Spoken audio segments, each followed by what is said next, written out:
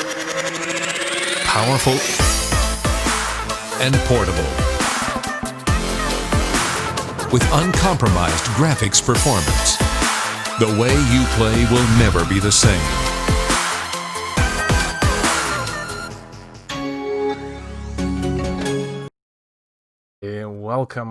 Welcome, ladies and gentlemen, to the continuation of the first matchup of the playoffs. It is me, Cthulhu, once again, and we still have our Elevate versus 71st matchup all keen and ready. Let's have a look at the map so far.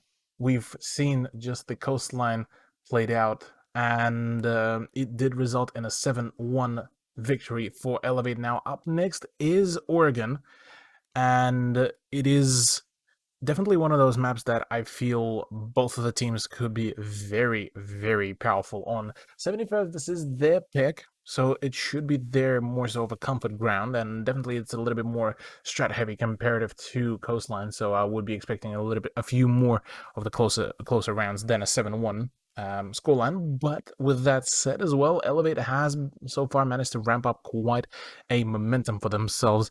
So yeah, we might be seeing yet another swift victory from them here, although nothing is too solid just yet. But before we get into the game itself, let's have a look at the Oregon itself as well.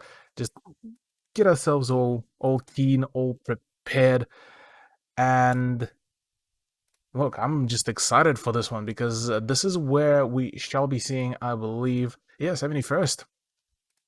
Start on attack, so it is definitely going to be a continuation for Elevate, firstly, on their defense, and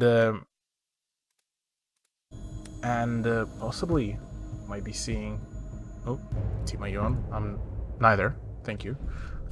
But look, quite keen for this one as well, just being due to the fact that, like I said, even though the scoreline 7-1 is not very representing of how good can 71st play, I definitely firmly believe that 71st could make it work here on this very map. So Oregon is going to be definitely quite a barn burner here. First one to be banned out is going to be Thatcher, to no one's surprise really here. The man gets bullied on a regular, so with him out of the equation, 71st, next ban is going to be a Monty. Now that is definitely more so of a kind of target ban, seeing as Elevate did bring quite a few times the French shield operator. So with him out of the equation, definitely a whole lot less shenanigans could be achieved here. And Koitari mentioning the Blackbeard as well. Definitely will still be haunting 71st there for quite a fair bit. But up next is going to be a mirror ban, nothing too unusual. So I'm assuming the final one is going to be potentially either a Maestro, maybe a Valkyrie, maybe even a Melusi. Well, instead, it's going to be neither. It is going to be a Goyo pick. A bit of a target ban, although last few times we've seen Goyo, he got cancelled and countered pretty quickly, so it won't be too sad per se that he is gone. But let's have a look if it's actually going to do any difference here. First sight, it is going to be Elevate to pick the laundry room and supply room, which should be pretty interesting one to witness, just for the sheer fact that the current lineup, even after the 6th pick, is still a very questionable. Oryx, arguably one of the more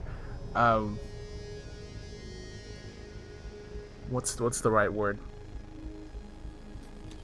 One of the more kind of selfish protect your bombs operators. from being defused by Please, attackers.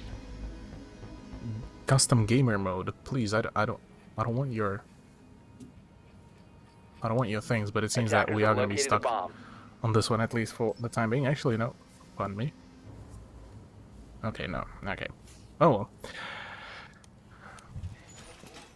Yeah, to get back to the discussion, yeah, Oryx definitely has a little bit more of a selfish utility, although with his breaching, he could definitely assist in creating certain rotation holes, but that is about it. Kalash is one of those ops that you could make her 5 seconds work, remaining. but comparative to Monty, her kind of transition from soaking up Attackers are damage moving to defuse the bomb. actually engaging the opponents is definitely a whole lot slower than Monty. So definitely going to be quite an interesting decision here. Curious how Clash will be dealt with, and curious how will Elevate play around that, because it seems that right now is actually quite a fair bit of a push is actually happening around the small tower, oddly enough, and Qatari is looking for some trouble to stir here, as it seems that she is very well aware that she actually hasn't been droned. So right now she is in a perfect position here. Qatari, oh, playing with fire here right now, opening up the window, and there we go. That is a quick, clean kill to Daddy Maddie, although she does take quite some damage and, well, will be fairly promptly falling back, but not too far away, interestingly enough, as she will be continuing her roam. And right now Zero Prince is actually stuck on a very peculiar situation, because now she knows that there's somewhere a Wamai roaming, but she has not a single clue as to where exactly he is. So with that said, the rest of 71st will be pushing around the blue tunnel. Bluey playing a very interesting position where the C4 is being positioned outside, and actually the Elevate roster is just preventing flat out the push in through the bunker, which does result in, well, 71st rotating over to the entrance to the watchtower, and we shall be seeing Qatari get up to some more shenanigans here, as Zero Prince has also abandoned attempts of solo clearing out the room. So instead we shall be seeing a 3-player push through the watchtower, and funnily enough, few sound cues do force Qatari out of her position. Weasel possibly could be jumping in through, but no, alas, will not be doing that very thing. So instead we shall be seeing potential push through the meeting room. Already a rotation position has been already spotted out, and Gone Walkabout should be able to lock down this hatch, but she's being distracted by quite a few positions, and possibly Lola could really spot out. Qatari picking up her second frag here and doubling down on her position with some more magnets. Getting rid of Meeps as well, that is a huge thing. Engages Dermite as well, and just like that, it is a triple kill for her. Weasel is the last person standing and runs directly right into the Banshee, although connects a fantastic shot onto Butter. We're trying to engage with another one. That's another one onto Bluey as well. That's a double kill. That's a triple. Weasel just absolutely going hard, but with 9 seconds remaining, not much can be achieved here. Getting continuously zapped and potentially just about to die to her own grenade. Well, could not clutch there, and that is round number 1. All done and dusted. 4K, let's go. Oh gosh. Well, that was the round really for Elevate, as they were able to keep hold of their position pretty well, not really allowing any kind of push for 71st, and really just being able to shut it all down. 71st, though, do end up switching things around. Gridlock is going to be a bait to hide the Maverick pick, which somewhat makes sense, although I would imagine for Elevate that wouldn't really change a whole lot of things. The main thing is going to be the fact that they will have to... Defenders, protect your bombs from being defused. They will by have attackers. to initially think about, well, where could the Gridlock go in for the push, or where could be the track stingers coming around, whereas instead it is going to be just an extra heartbreaker to possibly just start opening up the attic wall, whereas the Thermite will be doing all his work in the walk-in closet. So few possibilities here. Interestingly enough, 71st do bring their drones to the ground floor more so than the top floor. 10 seconds It's only remaining. Daddy Maddie that will have her drone up at the armory 5 seconds to and go insertion. walkabouts in the watchtower. So not really Attackers are moving out to not locate really a bomb much and to defuse be it. done here, or rather not much information that was gathered, apart from the fact that nobody in the watchtower, nobody in the armory, which still should be a pretty decent call, or at the very least for the time being, given that both of those positions are pretty decent spots to establish a foothold for the attackers, and then proceed to go in for the push, which seems like it is going to be the very case, although, as I say that, Atari gonna be lurking around the watchtower stairs already, and getting rid of one of the drones will be notifying, or rather alerting, the attack of their position, or rather of her position.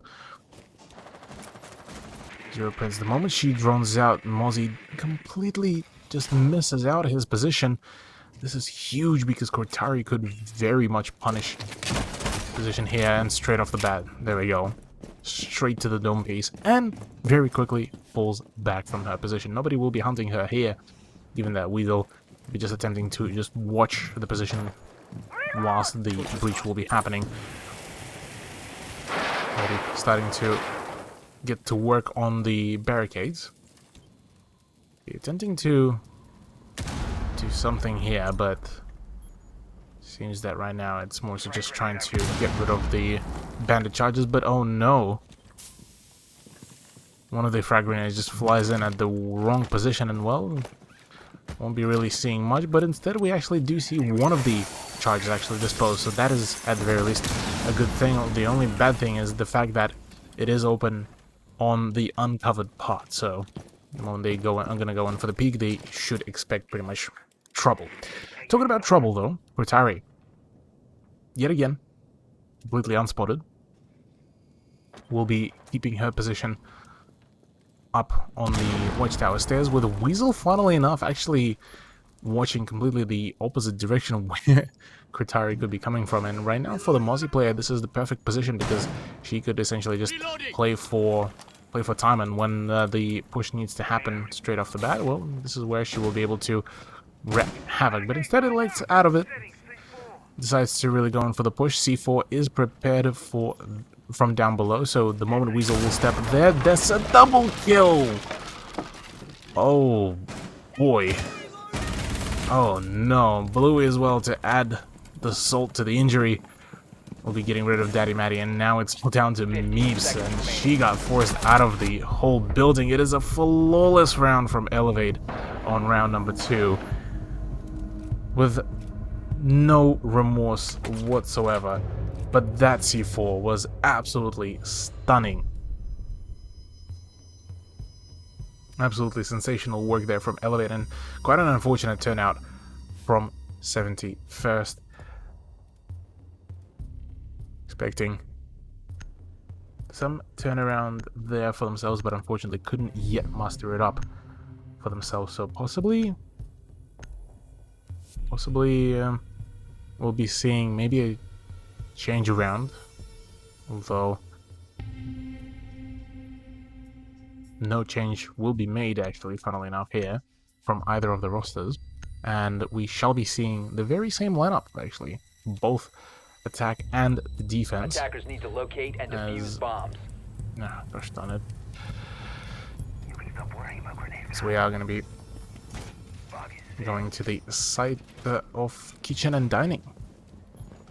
Now, Kitchen and Dining has been one of those sites that has been kind of seeing a varied pick rate between itself and Kitchen and Meeting Room.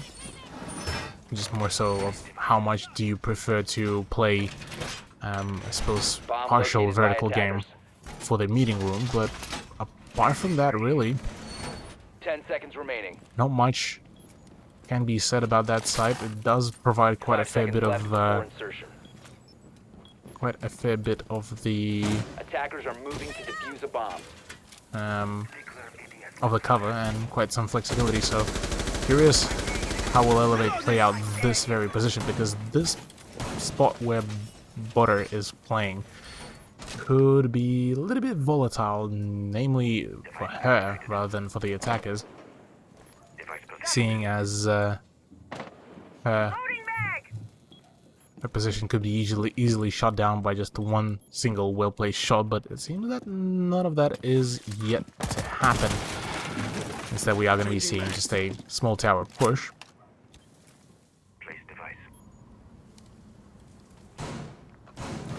A reactive play from Butter as well will not be yet finding frag, but at the very least does reveal her position to go and Walkabout's drone, and we are going to be seeing Meeps as well to go in for a very aggressive push and potentially a swing. Takes point at that double doorway, so the moment next time Butter will try to go in for a peek, she will be shut down swiftly. There we go. Peek could be actually coming out, but as of now, another gunfight has erupted previously between Daddy Matty and Lola. Oddly enough, actually, Zero Prince could possibly find here a shot onto Bandit, but both of the players are actually hidden well behind those two barricades, but stuck behind all of that, and the air jab does come around. There's an attempt. Play is coming out. An air jab flies in as, well, doesn't actually take down the ballistic shield, so Weasel right now actually might have the perfect position. Another peek, another swing. Lola needs to go in for the shot as well. There's the shotgun coming around, and oh, the humiliation there. Zero Prince, now well knowing that there is a bandit on that opposite side, should be able to put down just the air job there and get the bandit disabled for the time being for Daddy Matty to peek, but instead Daddy Matty going in for the swing onto the Ella in hopes of some success, but apart from that, really, going Walkabouts is bleeding out. And right now another swing, and oh, possibly the worst timing there for unfortunate Zero Prince. It is all now down to Daddy Matty to try to clutch it out. 5v1, well, 5v0. Yet another flawless round from Elevate, as it's just an complete and utter dominance from them.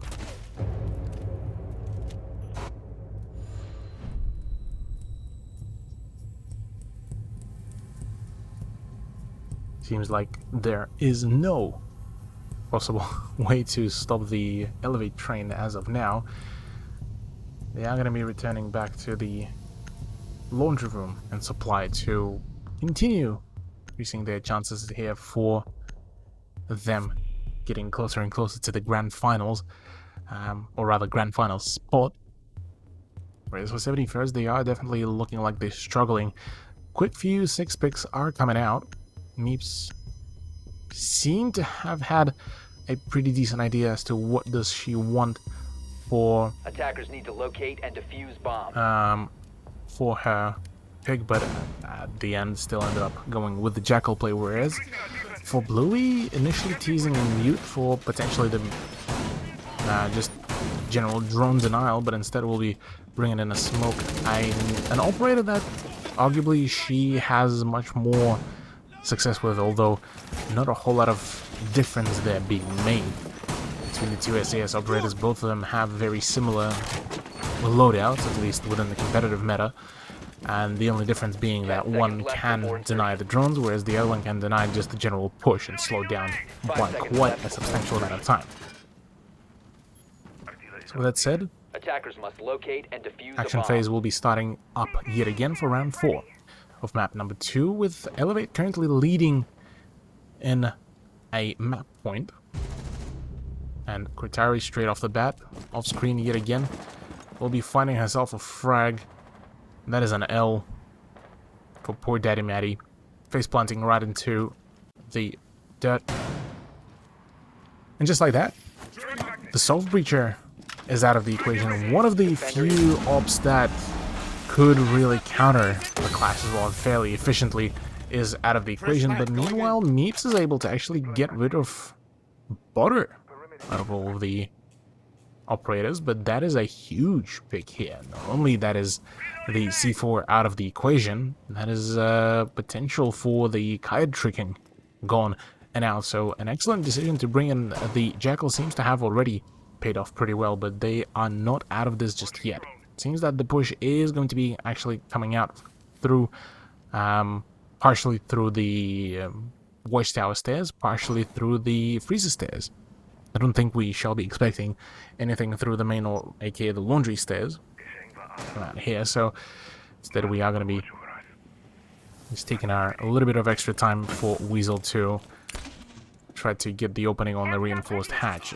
Meanwhile, Blue is actually quite keen on doing something cheeky here and to get rid of one of the operators, but decides to just promptly fall back, and another gas grenade will be used up here. Already only one remaining and quite a fair bit of time still left for 71st to go in for the push. This is a good setup here. Another thermite charge does go off as Gone Walkabouts will be taking point at the double door into the laundry.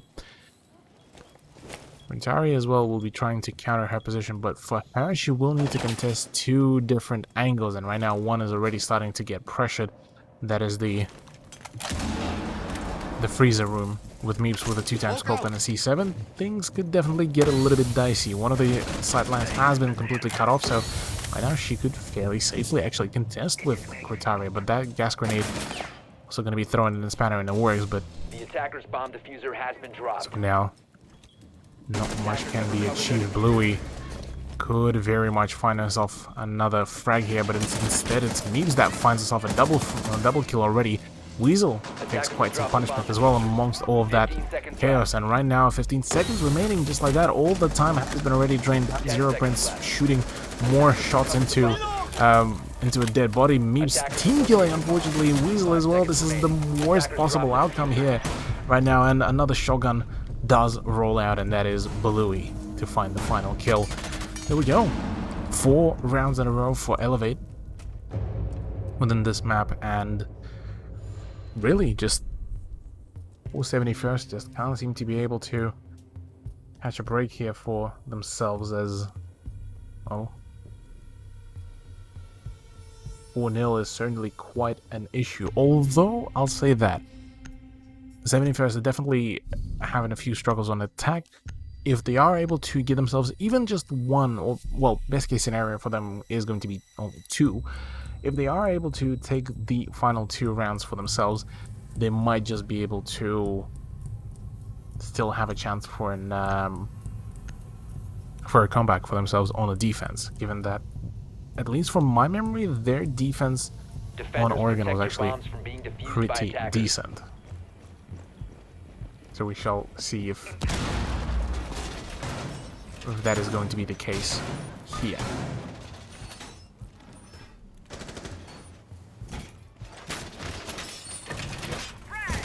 Looking at the drone positioning from 71st, yet again they are focusing mainly on the ground floor in hopes of maybe finding a cav. Now that they know that Cortari is the one playing on the Brazilian defense operator, should still have a pretty decent idea as to where could she be playing around, given previously she was playing at this very position. We're gonna swap off from that for a moment and come back to her at a later date, but look, overall this is yet again looking like a pretty strong defense. For a second I for some reason thought that Lola would just tap butter right in the dome piece, but main focus here is going to be Cortari. The calf play, if it does pay off, it will be a phenomenal dub here for Elevate, as it seems that right now the largest brain possible play is coming to fruition, but so far it's just a whole bunch of drones really. They're not expecting a push from the bottom floor, it seems, and well, no drones are there either, so not really any potential for there. Meanwhile, the breach is going to start to happen. Similar play here for 71st to just get rid of the bandit charges, pop up on that wall, and well, get to work. And Cortari is being extra cautious. She's not too particularly keen on the push, but already when she hears the sound cue, already goes in for the push, or rather just trying to maybe find some off play positions, as it seems that well enough Zero Prince or that matter any of the 71st players haven't really reacted as much to the push, or rather to the air jab sound cue. Gonna Walkabouts now having successfully breached the attic wall, should now start going in for the push towards the walk-in closet, but without any help from Meeps, without any vertical destruction, this is going to be quite an issue, but Cortari might be onto something.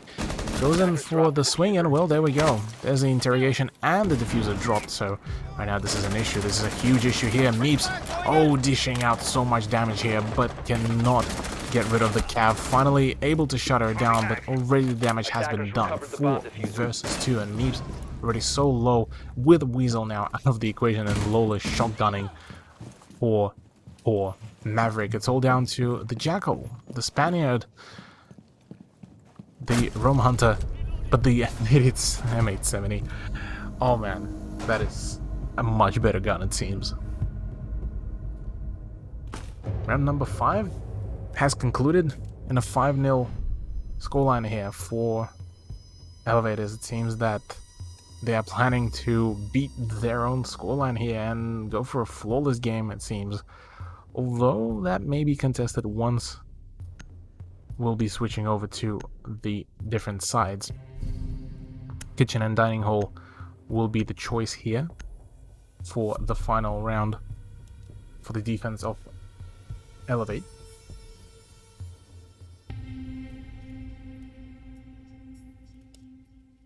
And looking at the lineup, Cortari and Bluey definitely experimenting with some of those picks. No 6 picks as well coming out for the Elevate squad, which does mean that we shall be seeing both Alibi with the ACS-12 nonetheless, as well as that the Capcan to be brought on board. Now, whilst ACS-12 is perceived to be more so of a meme, a BM pick, in the recent times, after all of the buffs, after the introduction of different optics, the 1.5 times scope on the ACS-12, with it being a slug shotgun with buffed up rate of fire, is actually a pretty solid, it's a pretty solid weapon. Obviously, it is not the MX4 in regards to DPS, but once you're able to hit the upper chest area, or, well, the headshot, it wouldn't really matter the difference between the guns. As a matter of fact, probably ACS-12 will be a heaps more of a fun weapon comparative to the MX4. On the side of Bluey, though, she is bringing in just a very conventional, fully automatic version of the Saiga 9. I completely forget the actual name in the game, but either way. For 71st, though, it is looking like it is a very, almost desperately tame push. The aggression that they were trying to muster up in Coastline on their only, only few rounds, definitely seems to have been borderline extinguished, as they are now facing pretty much being eliminated into, well, maximum of a 3rd place, so it's definitely quite an issue. Butter being able to just snipe Daddy Matty, although after taking quite some punishment, definitely is a good outcome for her, as Weasel also just feeling all that pain from the ACS-12. And right now, oh, please tell me that's a snipe. Well, that is a snipe, and a fantastic shot by Cortari once again, continuing to rain some more chaos. That drum mag is a scary thing, especially with the sheer amount of destructibility on the walls. This is out, actually doesn't dish out any damage whatsoever to Zero Prince, instead takes more for herself, and now tabs out, gets Bluey to hold that angle, whilst she is actually going in for a flank. But at this point, most of the attack is long gone. Zero Prince that is actually attempting to go in for the peak, and Gone Walkabout has also abandoned flank watch position. So right now, for Cortari, this is a very safe position to play around. Bluey has still not realized the push is happening, and rather does spot the punch hole that does get pre-fired pretty quickly by Gone Walkabouts. But right now, Zero Prince going in for the swing, knows that there's a Capcan to the right side, or should rather know there is one, as Gone Walkabouts keep on suppressing the position of the Capcan, and finally it's Meeps that does find herself the frag onto Butter. Both Cortari and Bluey are pretty tagged out, but right now the footsteps should have been heard by Gone Walkabout, and there we go already. Her signs are trained right at the staircase, but oh no, Gone Walkabout's able to actually dodge out some of those rounds. It's a great 10 and already just rushing in straight away right onto side. Zero Prince attempting to get rid of the clash, and with the plan starting to go down relatively safely, this is a good thing here. Gone Walkabout's getting the plan down. Bluey and Cortari now forced to actually go in for a retake. This could be a huge outcome here. Gone Walkabout's finding his Bluey, as well as that Meeps with a double kill. There we go. Finally, 71st do break the streak here and able to find themselves at the very least one frag here.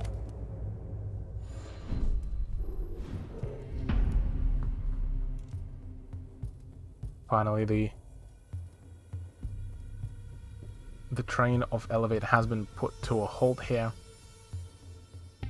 as we are now going to be switching over to a different side with 71st now on the defense. They are going to be going into the kids' dorms and main hall to see if they're able to perform any dubs there for themselves. Meanwhile, for Elevate, looking at their lineup, once again, we are seeing Cortari bringing out the Blackbeard, as well as that, a Buck, Maverick, Ash, and a Ace for all the needed hard breaching. Funnily enough, no Zoff, and only a singular person as the or rather, pardon, not Zoff, no Thermite. For some reason in my brain I thought that they brought in a triple hard breach, but that would be excessive. For all intents and purposes, Maverick and an Ace are definitely a good combination to bring on board, given that as well they could have theoretically brought in the Kali, as there's no Hyad here, at least to their knowledge, and the Bandit will not be doing the Bandit trick, so Danny Matty will be pretty much absent when those Bandit charges are going to be blown open, so could have been a pretty easy way to get rid of those Bandit charges, but alas, decision to bring in a Maverick definitely will be a bit more self-sufficient here. So that said, first push by both Ace and the Maverick is happening right onto the Watchtower, with Lola funnily enough bringing in the DMR, and straight away, without further ado, is preparing for the breach. No roam whatsoever, or rather close by to the Watchtower. Instead, it's Zero Prince at the small tower will be coming out, and Lola losing out one of her grenades. Meeps, meanwhile, on the roam, being able to catch Wild Chloe, being able to put the early pressure onto the attacker is certainly a great thing here that could very much swing the favor of 71st on their side. I believe both the bandit charges are still there. Finally, Lola is able to get rid of the bandit charge, I believe, after using both of her frag grenades. Yeah, both of them have been used up and, well, unfortunately, weren't able to connect anywhere. But the Ace charge will be doing the rest of the job, so there is that. And with that said, Butter will be falling back. Cortari, opening scoreline of her own with a cracked face shield, will be able to find another one.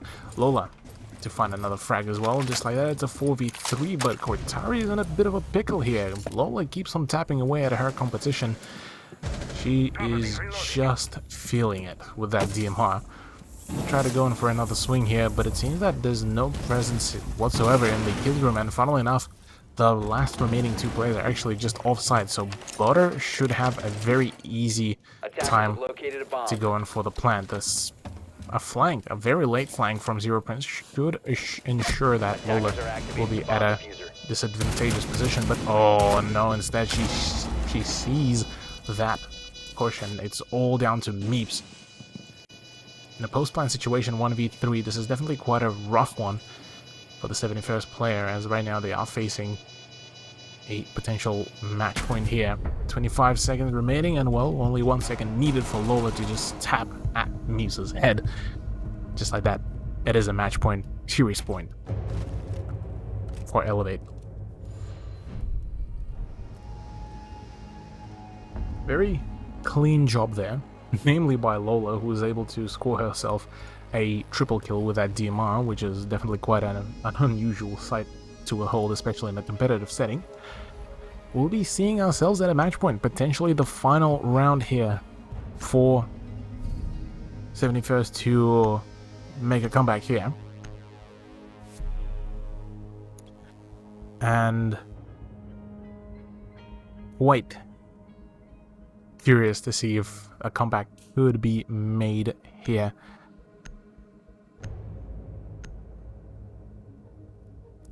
Because looking at the lineup here for 71st, they're definitely looking Defenders, quite protect your bombs from being defused by attackers. Desperate, to say at the very least. A few things could be mentioned here about the comp lineup. Bringing in the alibi as well for the laundry certainly is definitely an unusual one, just given the fact how the utility could be affected here and how quickly it can be shut down, or rather how much value it will actually bring on board here, as say should they've swapped to somebody like a Maestro, like Valkyrie, like Pulse, or maybe even Castle for that matter, to just keep on draining the utility as much as possible. But it seems that neither of that is going to happen. Very Turtle-like setup, no peak holes by 71st.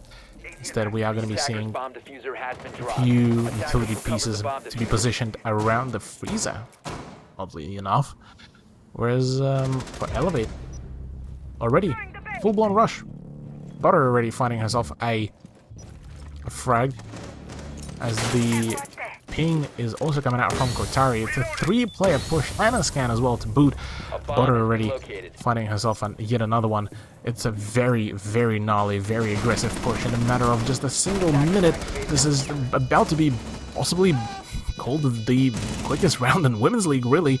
This is the final push, the final countdown already. Weasel finding herself a kill, and there we go. In the matter of just less than a minute, Elevate win themselves the series, push themselves into the grand final, and completely eliminate and curb any kind of comeback potential from 71st.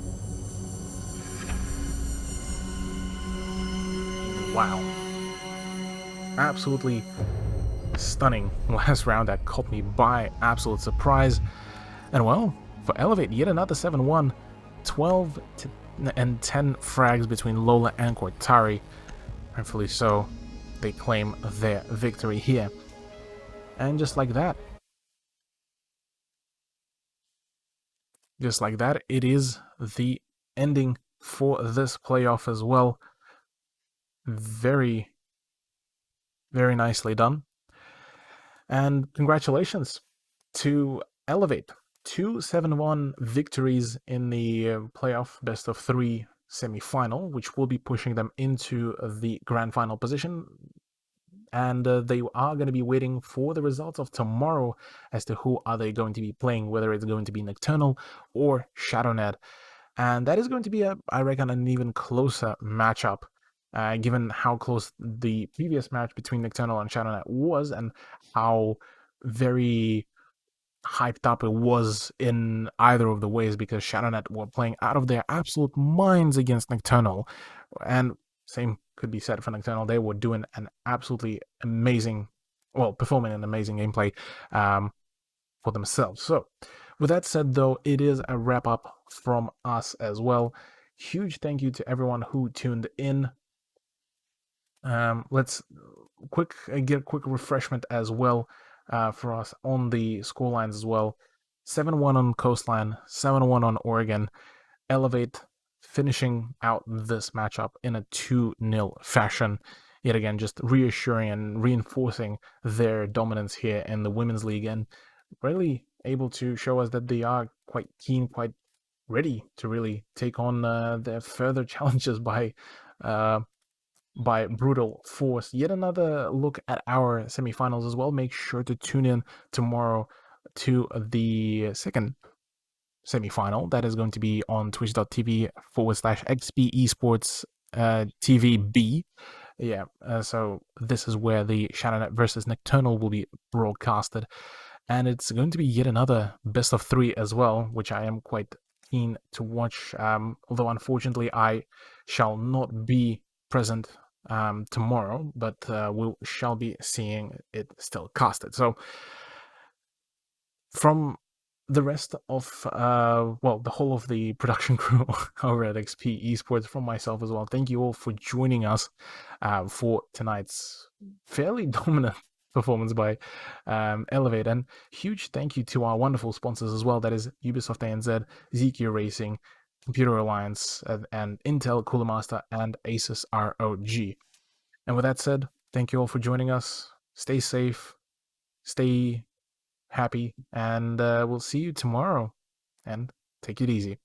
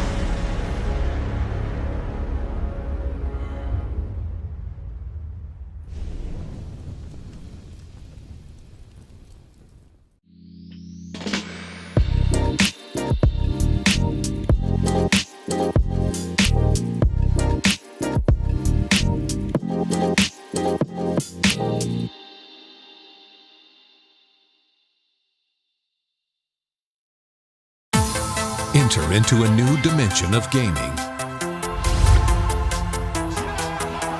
and push your PC to the extreme with uncompromised graphics performance. So compact you have to see it to believe it. The way you play will never be the same.